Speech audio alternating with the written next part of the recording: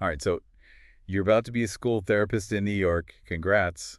But also, like, how are you feeling about it? Probably a little nervous, right? Yeah, it's a big job. Big time. And that's why we're diving into Survivor Kit for a Newly Graduated School Therapist by Hazel Beto today. This book is basically a cheat sheet for not just surviving, but actually thriving in those first few crazy years. Definitely. It gets real in this book, like stuff they don't always tell you in grad school. Right. Like avoiding taking work home. I mean, is that even possible? Asking for a friend? Well, we can get to that. But first, you got to actually be a school therapist, right? And in New York, that license is no joke. No kidding. It's not as easy as passing a test or two, is it? Not even close. It's more like a whole obstacle course. You've got your master's, obviously, but then those internships, they're intense. You're not grabbing coffee, you're in the trenches learning on the job. So it's about proving you can handle it. 100%. And then come the exams. And not just one. You've got your regular content exam, sure. But New York also throws a whole separate exam at you, all about the state laws around school counseling. Okay, I'm starting to see why they call it a survivor kit. So let's say you've cleared all those hurdles, you walk in on day one. What now? Oh, Beto's got you covered. She calls those first few weeks an audition for a role you already got. Like, congrats, you got the part, but now you gotta perform. Don't blow your big debut, basically. Exactly. First impressions are huge. And it's not just how you dress, although that matters too, but little things, remembering names, really listening when people talk, finding that balance between friendly and professional. So no high-fiving the principal on day one. Probably not. But you know what Beto talks about that I never would have thought of?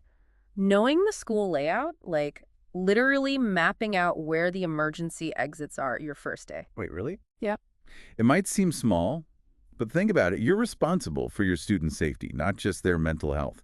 You got to create a safe space, and that starts with literally knowing the escape routes. Wow, that's actually really smart. It's easy to forget there's a whole other side to the job beyond just the therapy part. Oh, for sure. Beto really lays out all these different hats you wear as a school therapist. Yeah. You're a crisis counselor sometimes. You're helping develop these things called IEPs. IEPs? Oh, right. IEPs, sorry. They're like super important. They stand for Individualized Education Programs. Yeah. Basically, it's a whole team, teachers, parents, and the therapist all working together to create a personalized learning plan for any student who needs a little extra help. It's like a team effort to help a kid reach their full potential. I love that. Me too. And as the therapist, you're bringing all your knowledge about mental health, social skills, that kind of thing, to the table. You're a Yeah. crucial part of the team. Okay, so we're talking therapy, crisis intervention, IEPs. Beto even throws in navigating school board politics. It's like a Yeah. lot. Understatement. Being a school therapist, it's not just about what happens in your office. It's being part of this whole system. Knowing the rules, advocating for your students, even navigating those sometimes kind of tricky relationships with other staff. Which is where I'm guessing that Navigating Office Politics chapter comes in. That title alone has me kind of stressed out. It sounds scarier than it is. Beto gives some really solid advice on building good relationships with your colleagues, setting healthy boundaries, and figuring out how to deal with those little conflicts that pop up everywhere. So it's like walking a tightrope, right?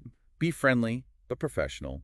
Speak your mind, but don't be a jerk. It's a skill, I guess. It really is, but it's a skill that'll make or break your experience, and it all starts with those first few interactions, those first impressions. Okay, so we've mastered the art of the office coffee break, befriended the entire staff. But what about the parents? I imagine that's a whole other ballgame, right?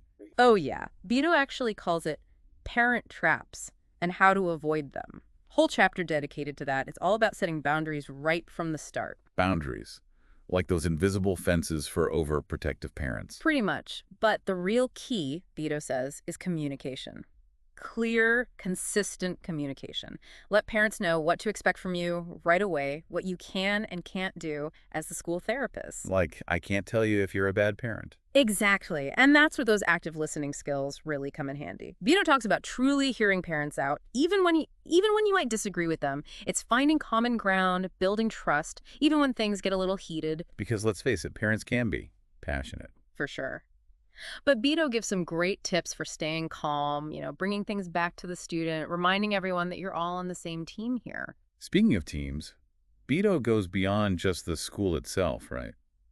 She talks about community engagement like you're part of this whole ecosystem. Yeah, she's big on that. She argues that you can't really help a student unless you understand their whole world, right? Things like poverty, crime, lack of resources, those have a huge impact on mental health. So it's not just treating the student, it's like you're treating the whole community. But how do you even begin to do that? It feels like a lot. It is a lot, but Beto breaks it down. She talks about connecting with local organizations, partnering with community leaders, even getting involved in advocating for policies that'll help the school and the families. So it's about using your voice to make a difference beyond just those individual sessions. Exactly. And it's in those moments, when you're fighting for resources, helping families find support, that you really see how much of a difference a school therapist can make. It's inspiring, but also, I'm not going to lie, a little overwhelming. You're juggling therapy, IEPs, parent meetings, now community outreach. Which brings us to, I'm guessing, a very important chapter. Time is your superpower and your enemy. Oh, yeah. Everyone should read that chapter, honestly. Beto does not sugarcoat the risk of burnout in this job. And she's not talking about just being tired, right? She's talking about, like, true burnout, emotionally drained, running on fumes. That's it. And she says preventing that isn't selfish, it's an ethical obligation. You can't help anyone if you're burned out yourself. Like that saying, you can't pour from an empty cup. Okay, that's a good one. So how do you avoid becoming the empty cup? How do you keep going when the job demands so much from you? What's Beto's advice there? Well, first of all, she's big on self-care, but not just like the spa day kind of self-care. Although, hey, those are good too. Can't hurt. Right. But Beato's talking more about setting boundaries between you, the amazing school therapist, and, well, the rest of your life. So no more grading papers in your pajamas at midnight. Ideally, no. It's about creating space, Hmm.